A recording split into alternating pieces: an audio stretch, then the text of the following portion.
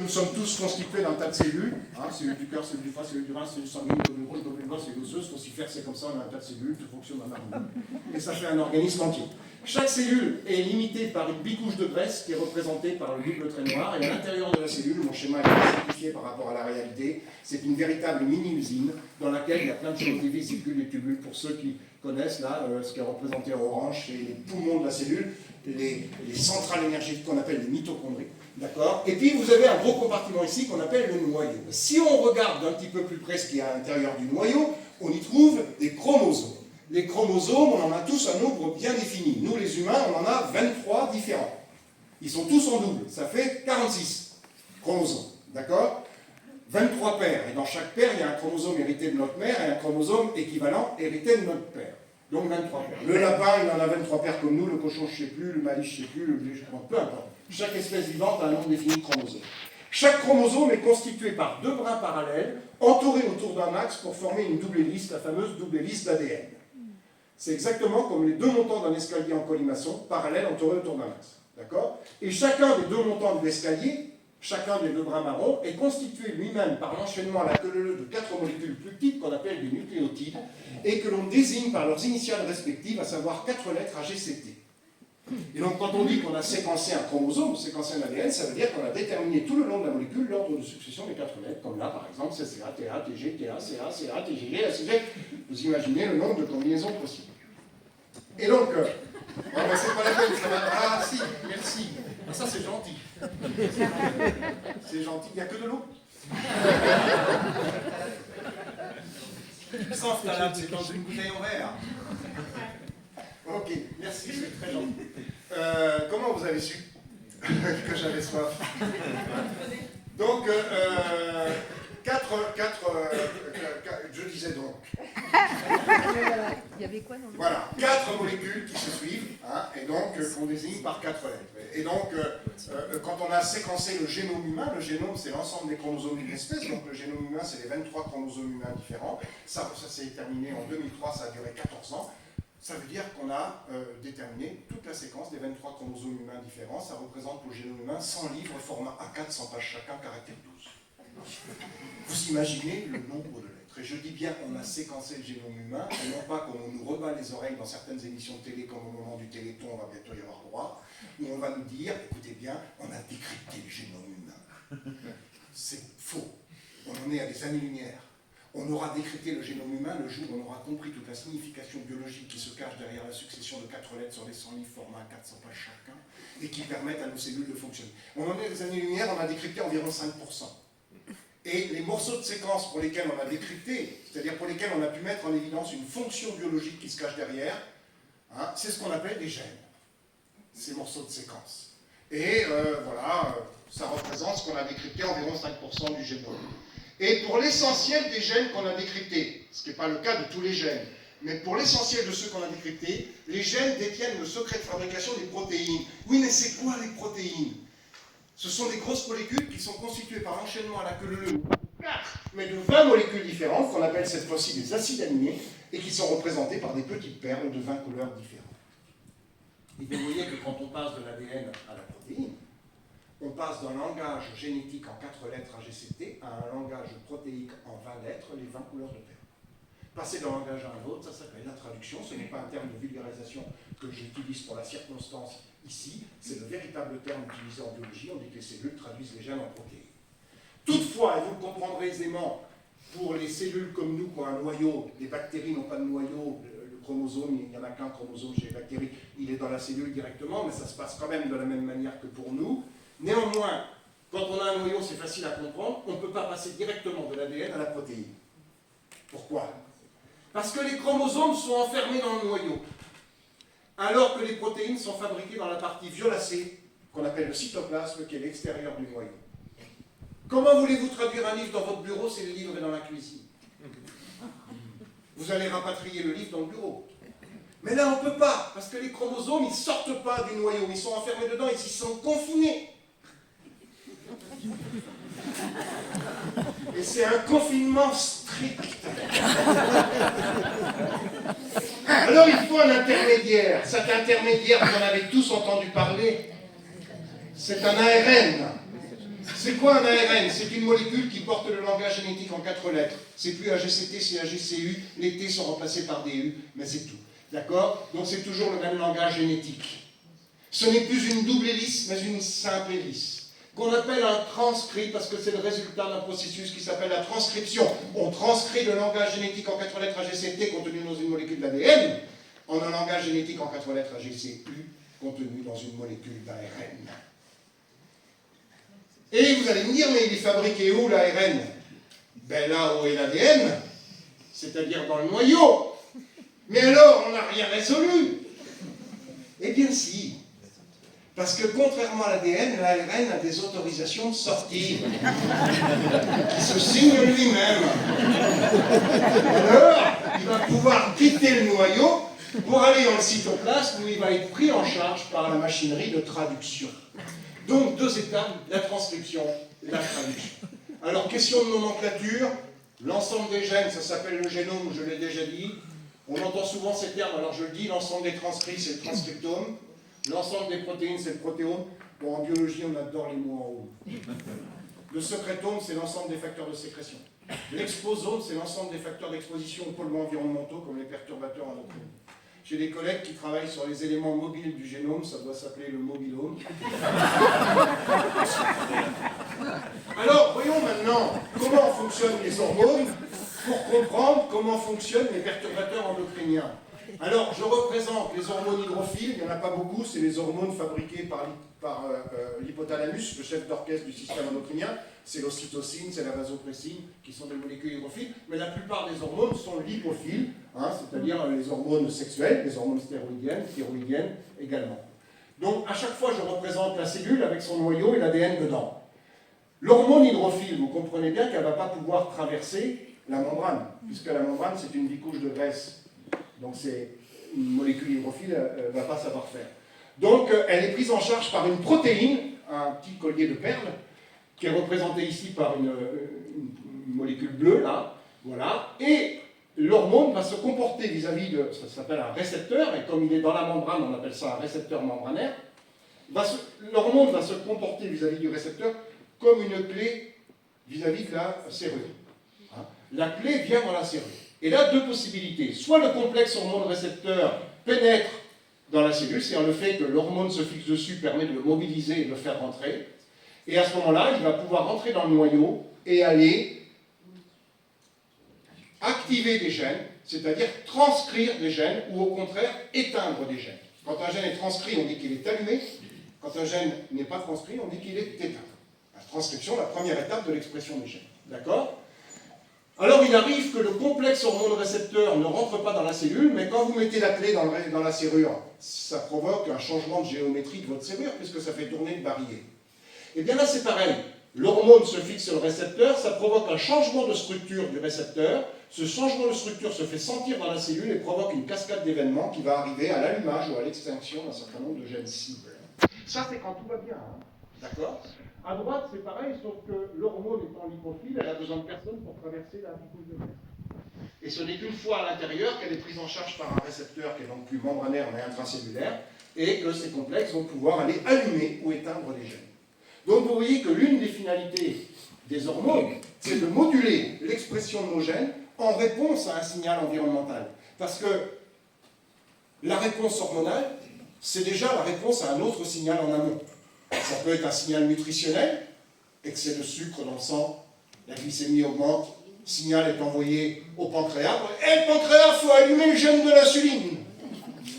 Et hop, l'insuline passe dans le sang, fait passer le sucre dans le cerveau, dans les muscles, le taux de sucre redescend, et là, les cellules qui sont sur le bord du vaisseau sanguin, les cellules endothéliales, elles perçoivent la chute du taux de sucre, la chute de la glycémie, et elles disent au pancréas, « merci le pancréas, tu peux éteindre le gène de l'insuline, on n'en a plus besoin. » Donc, signal nutritionnel, ça peut être un signal environnemental au sens large. Le plaisir, la peur, le stress, tout ça provoque un chamboulement hormonal qui aboutit à l'allumage ou à l'extinction d'un certain nombre de gènes. Comment les perturbateurs endocriniens viennent foutre le bordel là-dedans? Eh bien, de 2 grandes manières. Alors, il y en a plus que 2, mais je vais vous parler des 2 principaux mécanismes. L'effet mimétique. Effet mimétique, c'est-à-dire que l'hormone n'est pas là, mais le perturbateur endocrinien se fait passer pour elle. Donc, je remplace le losange orange, qui est une hormone, et l'ovale violet qui est une hormone par un losange vert et un ovale marron. C'est toujours un losange, c'est toujours un ovale, ça a la même forme, ça a la même gueule, ça se fait passer. Je reprends ma métaphore de la clé dans la serrure. Votre clé, c'est l'hormone. Vous n'êtes pas là, donc l'hormone n'est pas là. Donc vous n'êtes pas devant votre porte. Mais quelqu'un a copié la clé. La clé copiée, c'est le perturbateur endocrinien. Et quelqu'un met la clé dans votre porte et ouvre la porte alors que vous n'êtes pas là. Vous allez me dire, bon, ben, c'est pas grave, les gènes ils vont être allumés, bon, c'est pas l'hormone qui les a allumés, c'est le perturbateur endocrinien. Oui, mais non, ces gènes ne devraient pas être allumés puisque l'hormone n'est pas là. Votre porte ne devrait pas être ouverte puisque vous n'êtes pas là. Elle est ouverte parce que quelqu'un a copié la clé. D'accord? Effet mimétique. Deuxième effet, l'effet d'inhibition, qu'on appelle aussi l'effet de compétition. Compétition entre qui et qui? Entre le perturbateur endocrinien et l'hormone. Donc je remets les deux. Et bien sûr, s'il y a perturbation endocrinienne, c'est que c'est le perturbateur endocrinien qui remporte la compétition. Sinon, il n'y aurait pas de perturbation. Comment c'est possible? Vous êtes devant votre porte avec votre clé. Il y a aussi quelqu'un qui a copié la clé. Et c'est sa clé qui rentre plus facilement dans la serrure que la vôtre. Parce que la vôtre, vous l'utilisez depuis des années, elle est un peu limée. La sienne est neuve, elle rentre toute seule. Donc le perturbateur endocrinien, il a encore plus d'affinité pour le récepteur que l'hormone. D'accord? Et là, vous allez me dire, bon, c'est pas grave. C'est pas moi qui ai ouvert ma porte, mais je suis devant, c'est moi qui vais rentrer dans l'appart. Hein? Et donc, c'est pas très grave. Eh bien si, parce que la clé qui a été copiée, elle rentre super bien dans la serrure, mais elle a un défaut, elle bloque le barillet. Et tout ça. Et alors que l'hormone est là, les gènes auraient dû être allumés, ils ne le sont pas, parce que le perturbateur endocrinien a pris la place de l'hormone, mais n'a pas fait le boulot jusqu'au bout. Voilà les deux effets. Et ces deux mécanismes ne sont pas exclusifs l'un de l'autre. C'est ce qui explique que quand vous faites un effet dose, vous n'avez pas une droite, mais une courbe en cloche et une courbe en U, parce qu'un effet peut prendre le relais sur l'autre. Un mécanisme peut prendre le relais sur l'autre. Voilà. Et j'en arrive maintenant à la dernière partie, qui est l'impact de l'environnement sur les gènes. De manière plus générale, et on va bien sûr encore parler des perturbateurs endocriniens. L'impact de l'environnement sur les gènes, ça s'appelle l'épigénétique. La génétique, c'est l'étude des gènes. L'épigénétique, c'est l'étude de la façon dont les gènes fonctionnent dans les cellules. Vous voyez, on a tous le même ADN dans toutes nos cellules.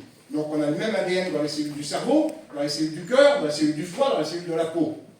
Mais une cellule du cerveau, ce n'est pas une cellule du cœur. Et pourtant, il y a le même ADN. Donc ça veut dire que ce n'est pas tant l'ADN qui est important, mais ce qu'en font les cellules. Le gène de l'insuline dont je parlais tout à l'heure, il fonctionne où? Uniquement dans certaines cellules du pancréas. Il ne fonctionne pas dans le cœur, il ne fonctionne pas dans le foie, il ne fonctionne pas dans la peau. Il est toujours éteint dans ces tissus-là.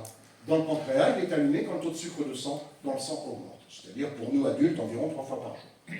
Voilà. Donc ça s'appelle l'épigénétique. Alors, je reprends mon schéma et on va s'intéresser de plus près à la transcription, puisque quand un gène s'allume, c'est qu'il est transcrit. Et d'ailleurs, la traduction n'existe pas toujours, parce qu'il faut savoir qu'il y a des gènes qui ne font pas des protéines, ils font un ARN. Dans ce cas-là, l'ARN ici est un intermédiaire. Donc on appelle ça un messager. L'ARN messager. Mais parfois, ce n'est pas un ARN messager, parce que ce n'est pas un intermédiaire, c'est un produit fini.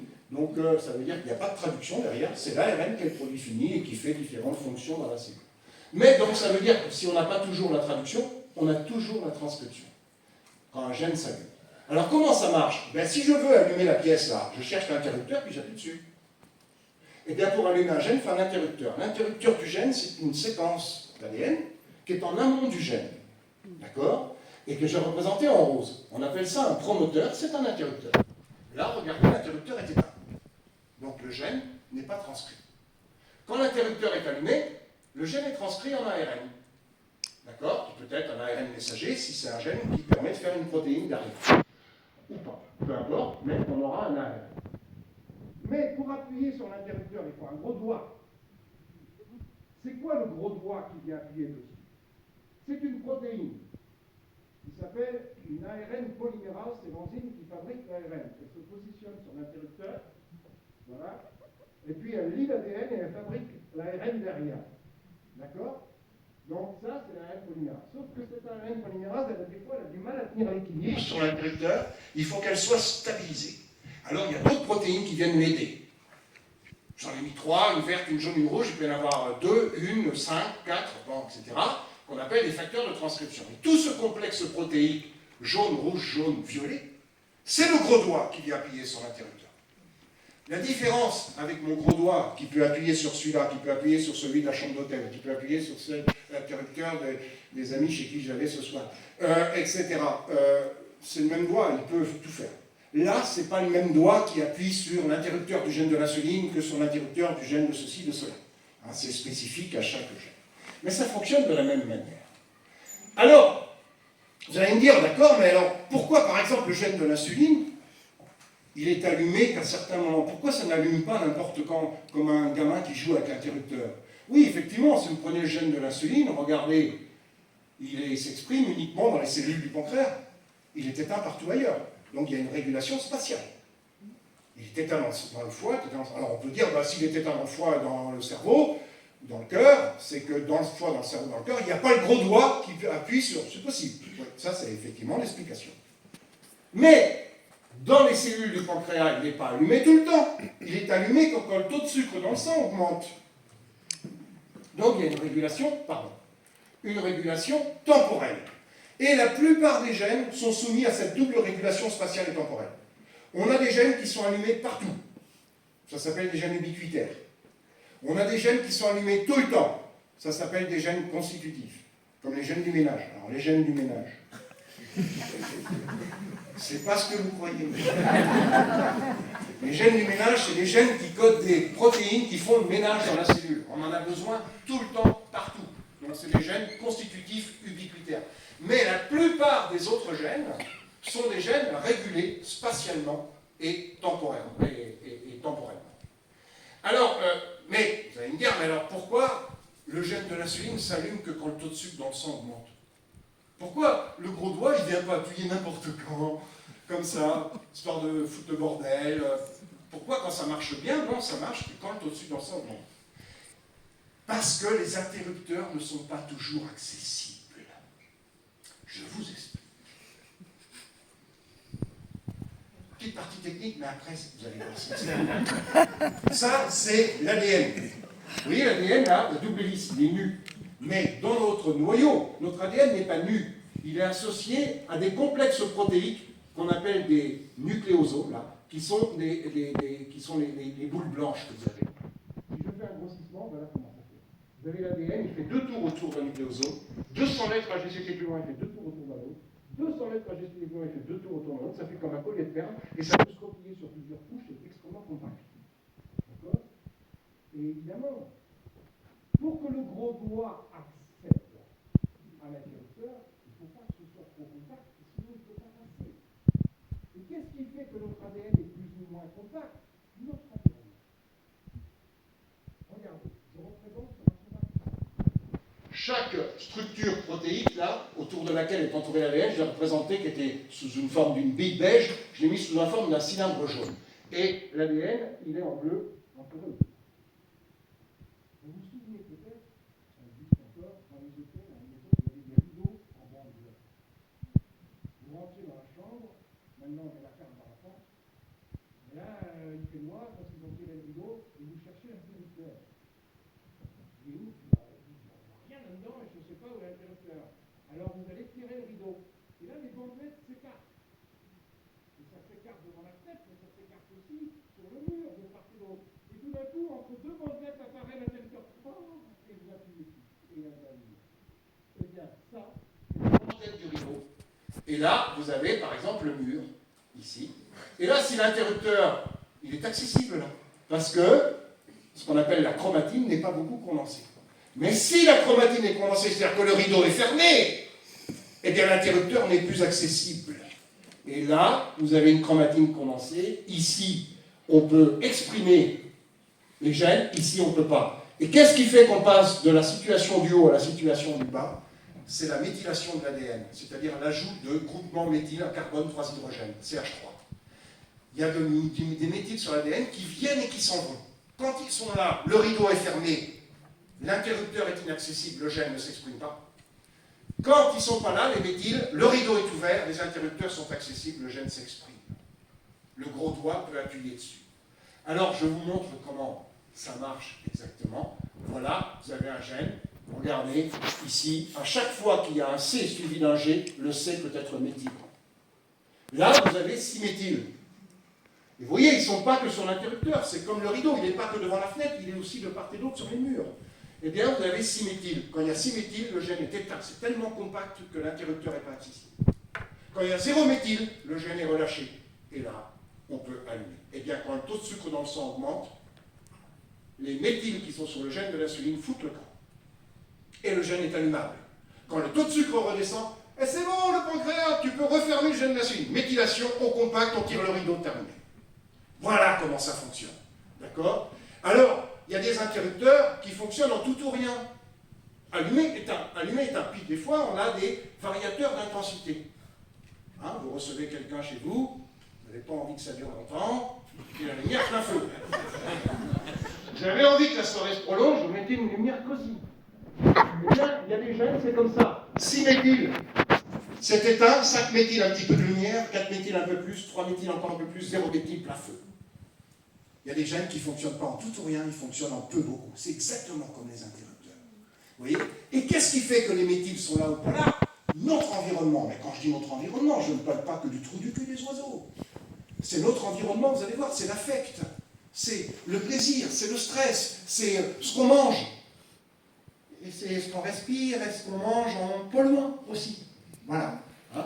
Et donc, vous voyez, c'est réversible. Et on peut passer d'un état rideau fermé, rideau ouvert. C'est l'environnement qui dicte ça. C'est pour ça que ne prends pas... Moi, je dis toujours à mes étudiants, étudier l'ADN pour l'ADN, ça n'a pas d'intérêt.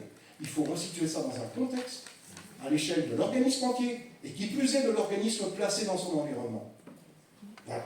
Et vous allez voir à quel point c'est important. Alors, vous voyez les méthyls dont j'ai parlé, ça s'appelle les marques épigénétiques.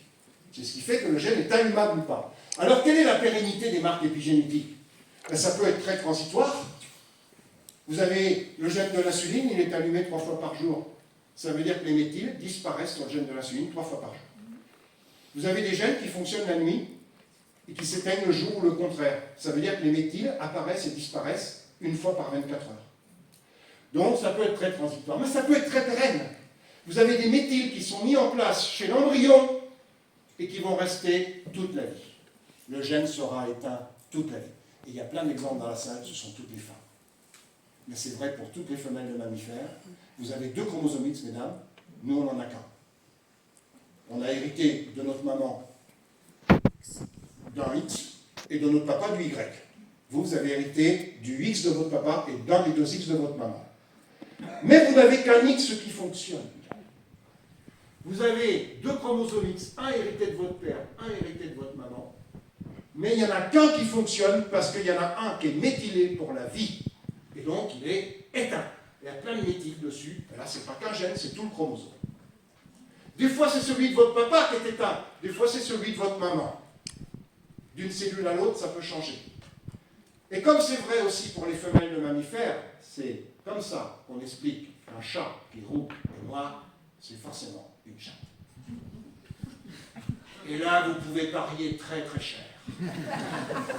Vous êtes sûr de gagner. Vous voyez un chat roux et noir à 300 mètres, et je te parie que c'est une chatte. T'en as de bons yeux. Non, c'est l'épigénétique.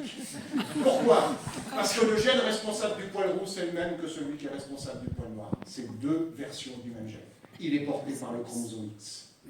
Si vous avez un mâle, il n'y a qu'un chromosome X. Il a soit la version rousse, soit la version noire. Il est soit roux, soit noir. Vous allez me dire, il y a des chats d'autres couleurs, mais je raisonne que sur le roux et le noir, bien sûr, il y a d'autres couleurs qui viennent se rajouter, parce qu'il y a d'autres gènes de couleur du poil sur d'autres chromosomes. Mais si on raisonne sur le roux et le noir, un mâle, il est soit roux, soit noir.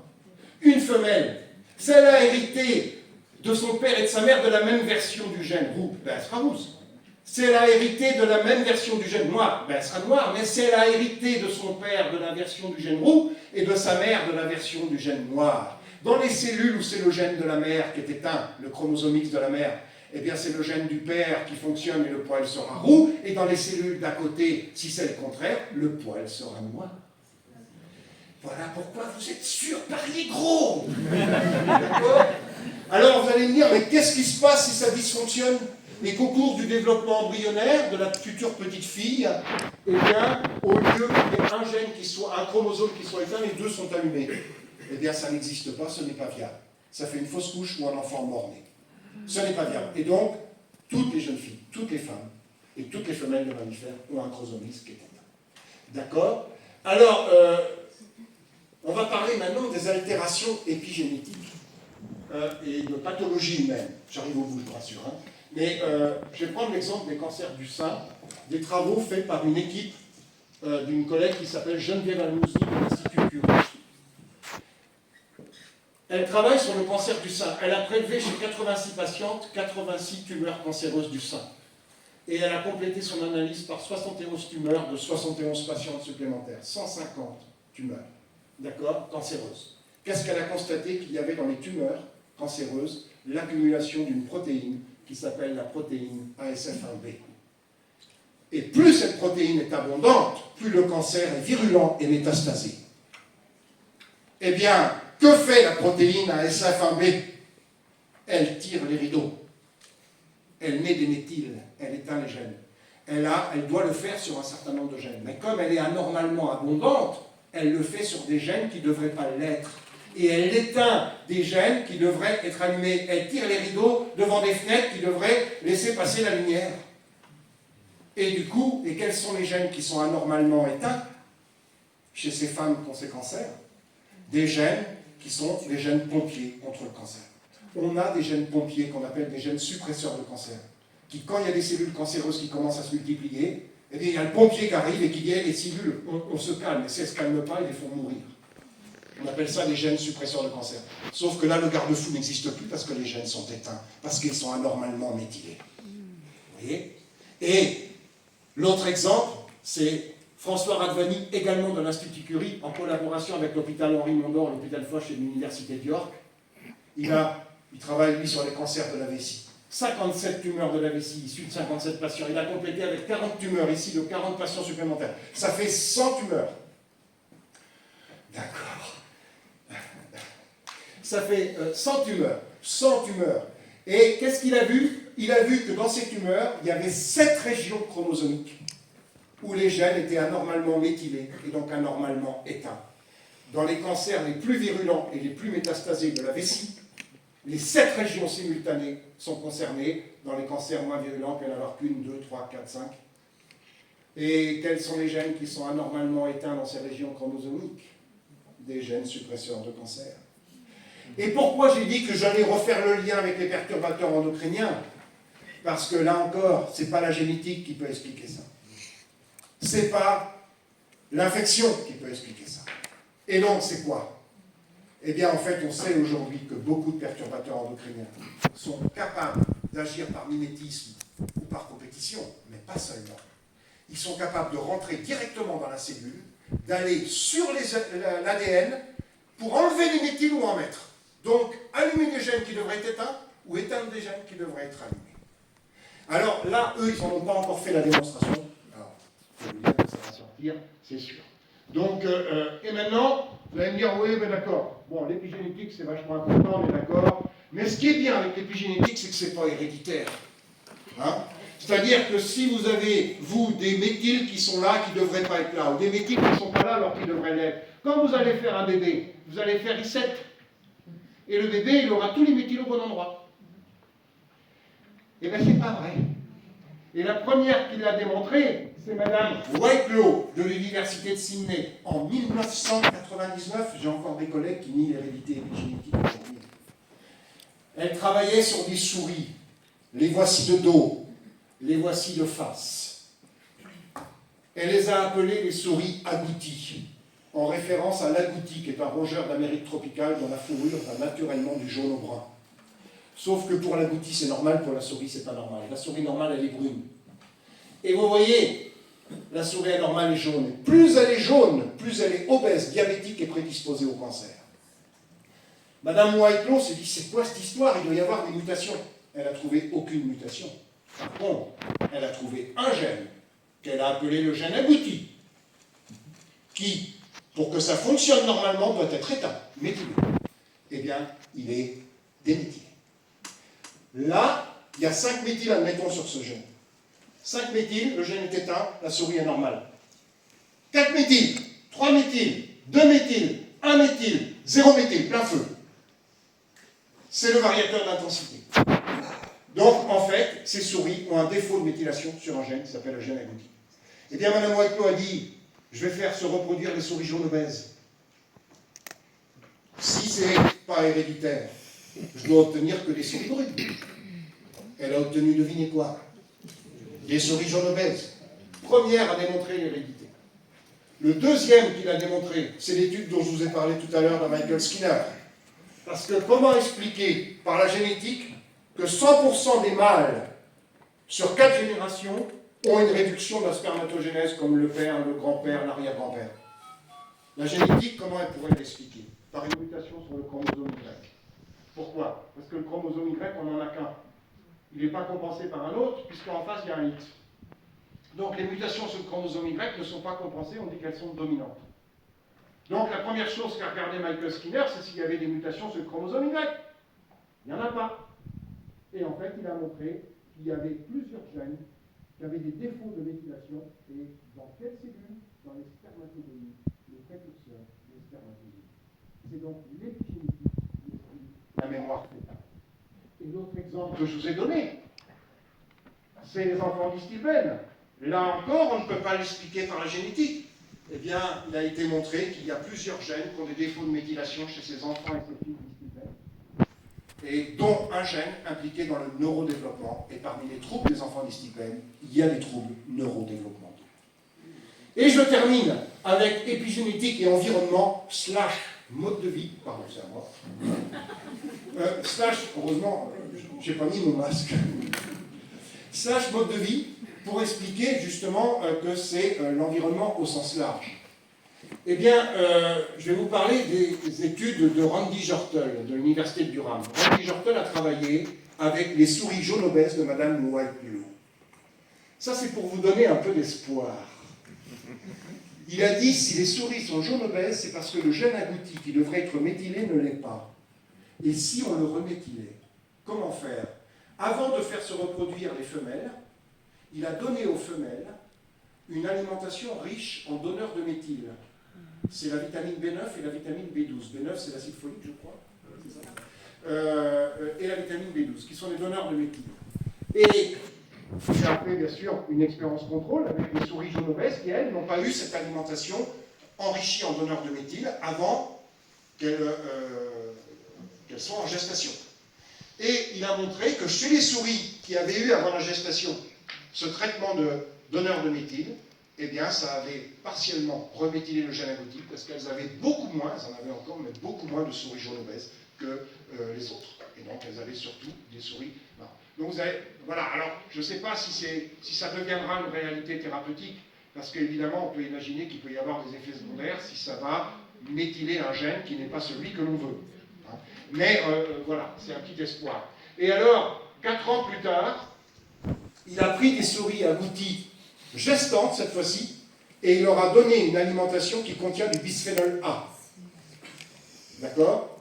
Eh bien, le bisphénol A provoque une déméthylation du gène agouti et il augmente le nombre de souris jaunes obèses dans les descendants.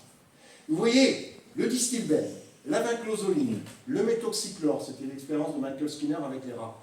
Le distilbène, c'est l'expérience grandeur nature chez les femmes. Le bisphénol A, tout ça sont des molécules qui, en plus de perturber les hormones, et donc de perturber la modulation d'activité des gènes qui est prévue par les hormones, vont aller modifier l'état de méthylation des gènes, et donc faire en sorte que des gènes qui devraient être éteints sont allumés, ou des gènes qui devraient être allumés sont éteints. C'est la double peine. Voilà. Et je termine par cette dernière diapositive, je ne pouvais pas terminer sans parler de lui, Michael Minet, de l'Institut Douglas, à ne pas confondre avec Michael Douglas, de l'Institut Minet. Donc, Michael Minet fait le tour du monde aujourd'hui pour parler de l'importance de l'affect sur l'épigénétique. Michael Minet a commencé à travailler sur des rats. Il a pris des ratons mal léchés et des ratons bien léchés. Le léchage chez le rat, c'est l'équivalent du câlin chez l'homme. Et il a constaté que tous les rats qui étaient mal léchés, mal maternés, quand ils devenaient adultes, étaient hypersensibles au stress, au point d'en mourir. En faisant peur aux rats, ils pouvaient les faire mourir. Les autres se comportaient tout à fait normalement.